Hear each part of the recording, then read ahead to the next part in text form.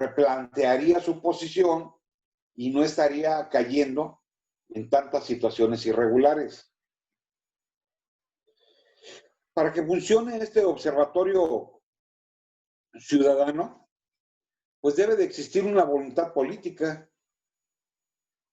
Se debe trascender a los cambios de gobierno.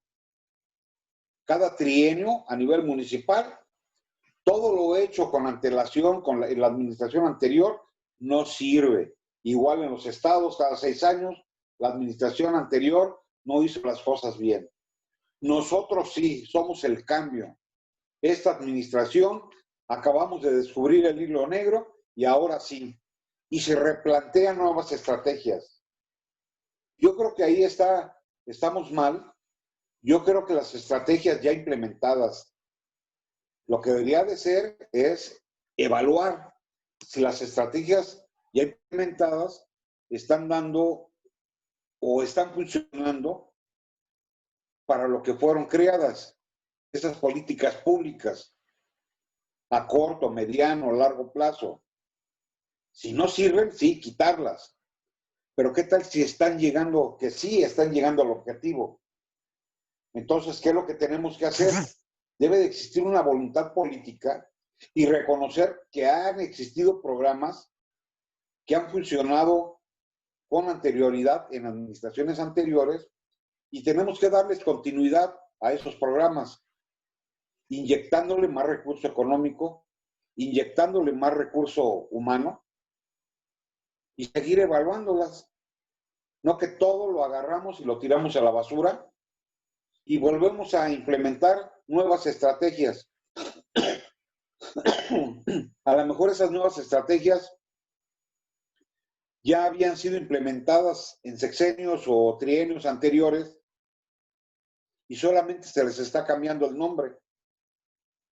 Entonces, esa voluntad política debe de persistir, debe de existir para que no estemos derrochando el dinero o que no estemos derrochando tiempo, dinero y esfuerzo con políticas públicas ya implementadas y que no funcionaron, o con políticas públicas que sí estaban funcionando y les dejaron de dar impulso. Para todo esto, pues debemos de reglamentar. ¿Cómo se debe de reglamentar? Por medio de decretos, acuerdos, planes de acción. Eso es lo que vamos a evaluar.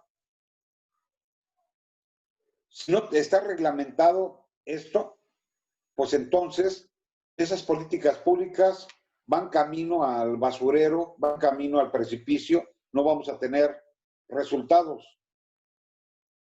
Para que pueda funcionar este observatorio ciudadano también debe estar, pues mínimo con el equipamiento indispensable.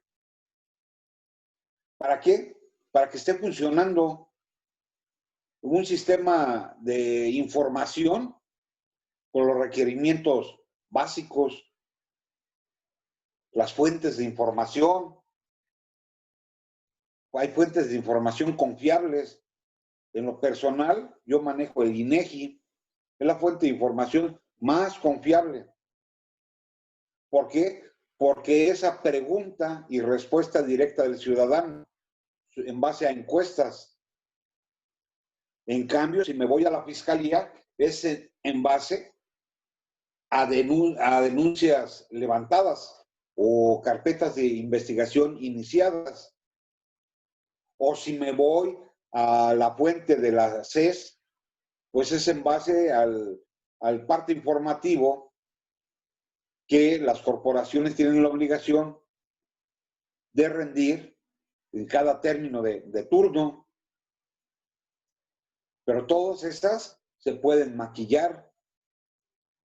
Y la fuente más confiable para mí en lo personal es el INEGI. Lógicamente vamos a tomar en cuenta la de la Fiscalía o la de la Comisión Estatal de Seguridad Pública. Pero ¿cuánta gente, por temor a represalias, no levanta una denuncia? Y el INEGI te puede preguntar, ¿Ha sido usted asaltado a mano armada? Sí. ¿Y levantó la denuncia? No. ¿Por qué? Por falta de confianza en la institución. Entonces, ahí, si cruzamos esa información con la propia fiscalía, los números no van a concordar. ¿Por qué? Porque sí fue asaltada la persona, pero no levantó la denuncia. Y ahí ya tenemos una. Y si le preguntamos a la fiscalía, es a la denuncia levantada, entonces tendremos que sumar las denuncias levantadas ante la fiscalía, ante la autoridad, y hay que sumarle las denuncias, los delitos que no fueron señalados ante la autoridad correspondientes por temor a represalias o porque la autoridad no funciona, que es pura pérdida de tiempo, o porque me pedían dinero. Entonces, la fiscalía tiene 10 y acá el INEGI tiene otras 10 de denuncias no, entonces 20 asaltos.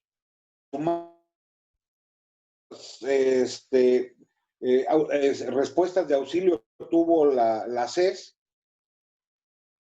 de robo, pues bueno, nos va a salir otra cantidad. Entonces, qué mejor preguntarle directamente a cierto grupo de la población qué es lo que lo que sucedió. Entonces, como fuente, en lo personal, yo busco el INEGI.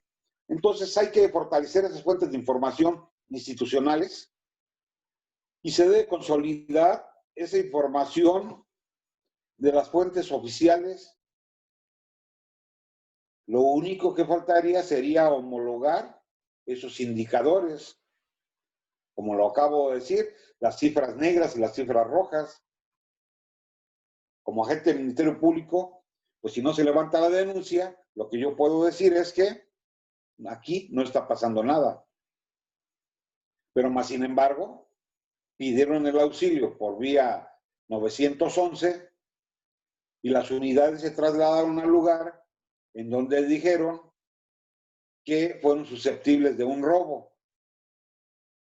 Y te dicen, vaya y levante la denuncia. No tengo tiempo, no quiero, es pérdida de tiempo o lo que sea, o tengo miedo a que regresen.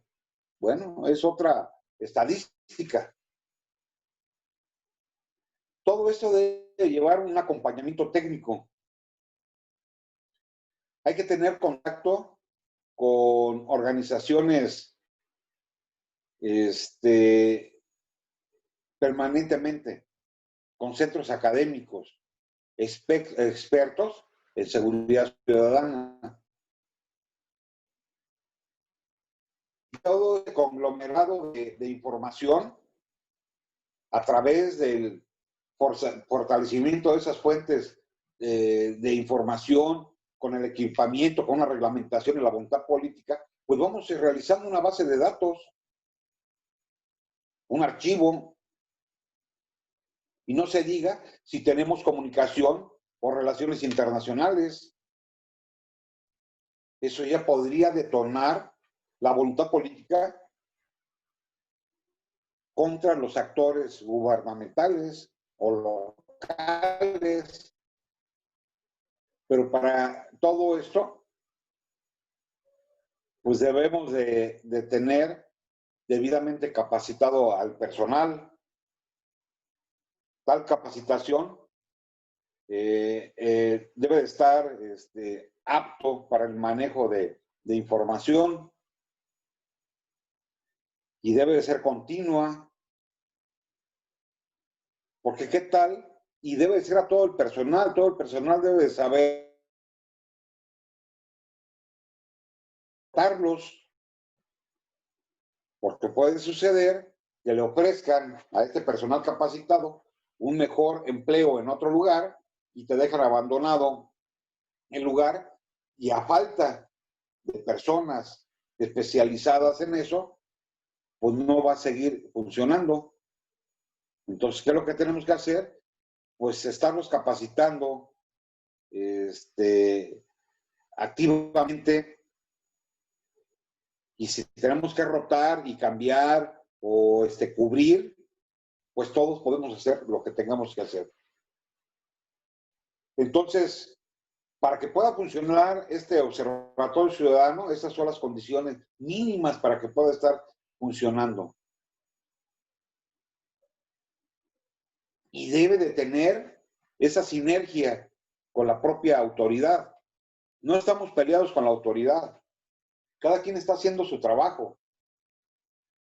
Nosotros somos una parte de la respuesta a la sociedad. Estamos participando como ciudadanos. Entonces la autoridad no nos debe de ver como enemigos, al contrario. ¿Cuál es el fin que buscamos? Tanto la participación ciudadana como la autoridad, el bien común de todo. Y si somos instituciones de seguridad pública, que no vamos a ningún auxilio, que no tenemos que andar correteando ladrones, que no hay delitos que perseguir, pues quiere decir que nuestra sociedad está tranquila y en paz. ¿Qué quiere decir? Que nuestra metodología está funcionando.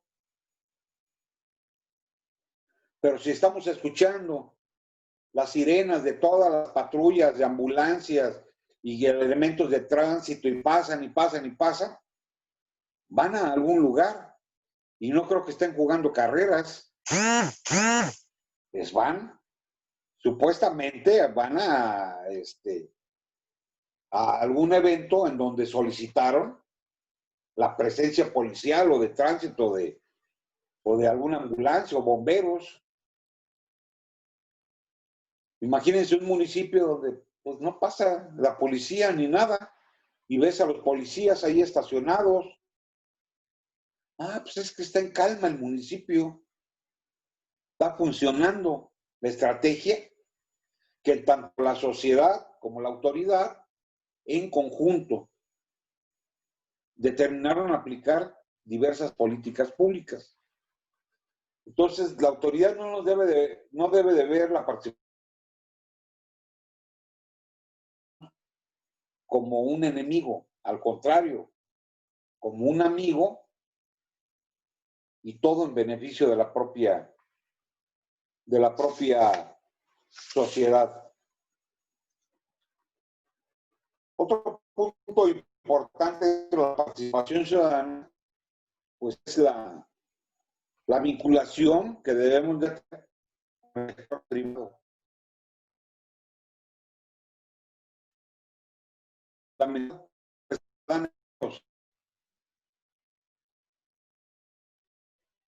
Dice que las problemáticas de la delincuencia es la falta de empleos. Muchas de las veces robas porque no tienes ingresos. Y el sector privado te está apoyando con ese ingreso, y por lo tanto, pues es una parte esencial dentro de la participación ciudadana. Y en México, esa es una de las preocupaciones principales del ciudadano, es la seguridad, por lo cual el sector privado en todo el país ha mostrado gran interés por incidir y querer participar y ser un sector corresponsable en temas que preocupan y afectan también a la sociedad. Por lo que a través de sus áreas de responsabilidad social ha comenzado a trabajar proyectos relacionados con el deporte, cultura, capacitación para el empleo, salud, rescate de espacios públicos, entre otros, que inciden en la prevención de la violencia y la delincuencia. No obstante, aún queda mucho trabajo para hacer, para construir esas sinergias que les hablo entre la iniciativa privada y el sector gubernamental. Muchas de las veces, yo hablo ahorita del sector privado como un área de oportunidad y que ayuda. Bueno, hay otros empresarios que no, que son tranzas, que no te pagan derechos laborales, que te explotan. Pero bueno, estamos hablando de las empresas que sí trabajan en pro de la propia sociedad. Entonces, el sector empresarial del país reconoce su papel como promotor activo de la reconstrucción del tejido social y no solo como generador de riqueza. Muchas de las veces vemos a los empresarios como generadores solamente de riqueza, pero hay que irnos atrás. Por ejemplo, ahorita en la propia pandemia, ejemplo, la industria, recuerden, la autoridad ordenó que se cerrara todo. Cines, restaurantes, discotecas, todo, gimnasio, todo se cerró. Y yo como empresario tengo a 5 empleados. ¿Y qué les digo? Váyanse a su casa. Los empleados tienen derechos laborales. Los corro, les pido la renuncia. Para el país eso no es lo más apto. Algunos empresarios entendieron. Hijo de la fregada. A mí me va a cargar la fregada, pero a mis empleados peor, porque yo como patrón posiblemente tenga mis ahorros, pero el empleado vive al día. Y ustedes han de conocer a alguien que le afectó esta situación. ¿Y qué hicieron los empresarios? Mira, nos sentamos, vamos a platicar. Como no vamos a abrir, vamos a hacer lo siguiente. Solamente te puedo contratar, puedo seguirte pagando la mitad del salario. Anticonstitucional, ¿verdad? O en su defecto, correrte. Recuerda que yo no estoy teniendo ingresos. Por lo tanto, dime si aceptas, te pago la mitad del salario, no vamos a abrir, nos vamos a ocupar a darle mantenimiento al restaurante, a lavar, a pintar, a limpiar, o yo no sé lo que se tenga que hacer, mientras dura esta etapa de la pandemia. Y el trabajador debe reconocer que el patrón está haciendo un esfuerzo.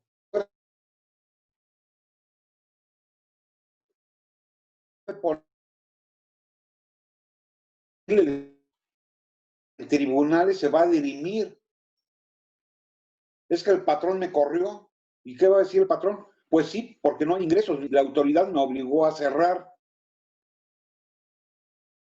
Y en una conciliación se le va a pagar el 50% de lo que se le adeuda.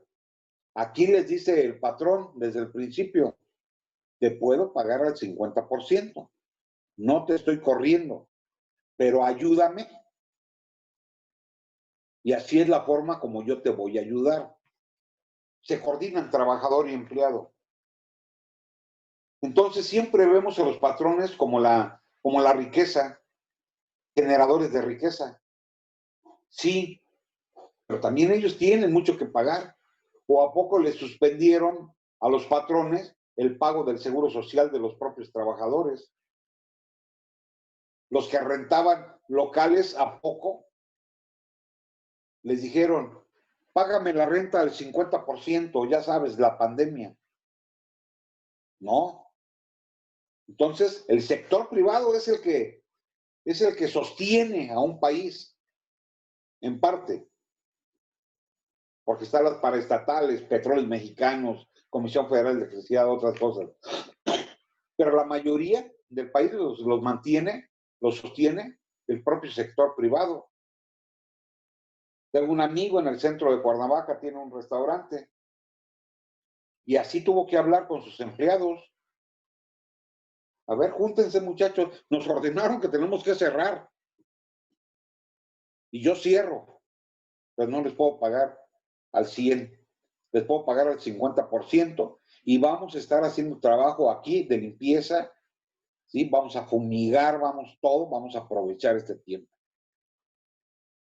Entonces, esos son los empresarios que necesita México. Esos son los empresarios que, preocupados por la población, abren esos espacios para que la ciudadanía pueda llevar alimentos a sus domicilios. Y como ciudadanos debemos ser conscientes y dar gracias de que tenemos un trabajo, a lo mejor no bien pagado, pero bueno, ahí está ya el derecho laboral y ya eso se podrá solicitar en nuestra área, en otro tiempo. Entonces se deben de desarrollar acciones para lograr la participación del sector privado y así desempeñar un rol protagónico en el proceso de construcción de una alianza entre el gobierno y la iniciativa privada, la cual debe de contribuir al éxito de las políticas públicas de prevención social de la violencia y la delincuencia. Pero para construir esa alianza con el sector privado, se sugiere que los centros estatales consideren, para hacer contacto con el sector empresarial, primero, identificar prácticas empresariales